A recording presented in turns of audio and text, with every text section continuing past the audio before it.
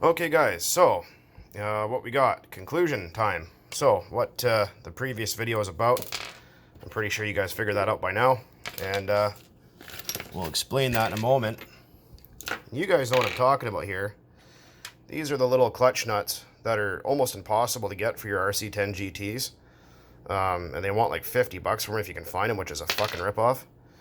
So what I did is I had the idea is I had one of these Chinese clutch kits laying around. You can find them on eBay. They're like 15 bucks, right? Cheap as chips. And they come with this clutch nut here.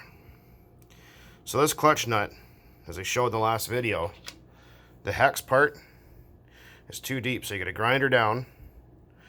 And then if you have a lathe, that's even better, but I don't. So what I used is a drill and a piece of an old sharpening stone, I think a 400 grit or something like that, and some wet dry sandpaper, and I basically machined that. I still got a little bit of work to do because the bearings don't sit right flush against here yet, so I got to try and put this back in the chuck and then just kind of grind that down with a grinding disc and make it so it fits just like this one does, nice and flush. But after all that rigmarole, and how I got that groove in the end was just to use the Dremel with a cutoff disc, stuck it in the end of the drill and spun it one way and then just spun the other way and ground a notch in there in the right spot.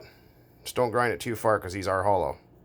So you can put your clip on there. Or you can use a screw and shims and washers if you wanted to go that route as well. But it works.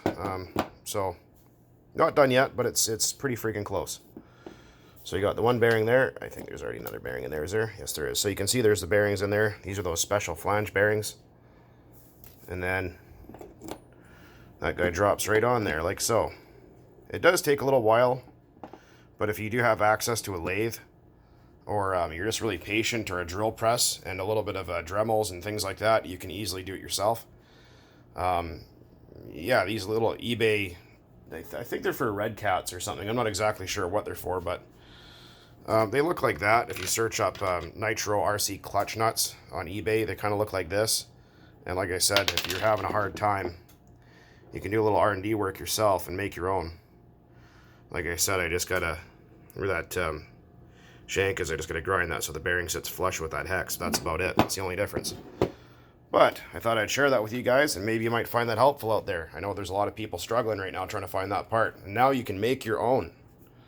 Yeah, so anyways, guys,